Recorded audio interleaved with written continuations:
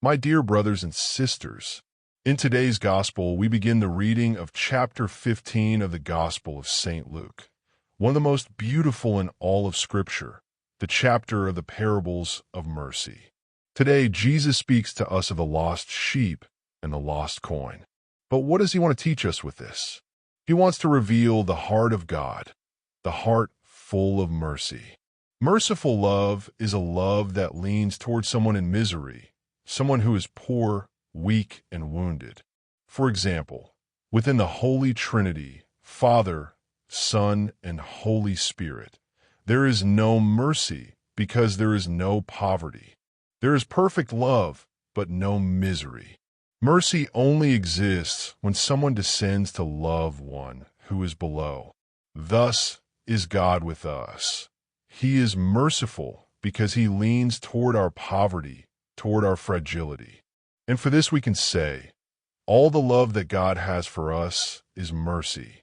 These parables show exactly this. God is active in love. He does not wait for the sinner to return.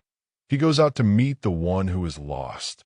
Many times we hear that the 99 sheep would be the faithful who are in the church, and the lost one the sinner who is outside. But in truth, the lost sheep is the whole humanity, and the 99 sheep are the angels in heaven. God left heaven and came to seek fallen humanity. The lost coin is us, and the good shepherd is Jesus, who descends into the depth of our misery to rescue us. God is the one who seeks man.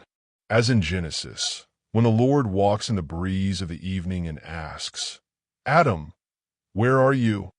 God does the same with us.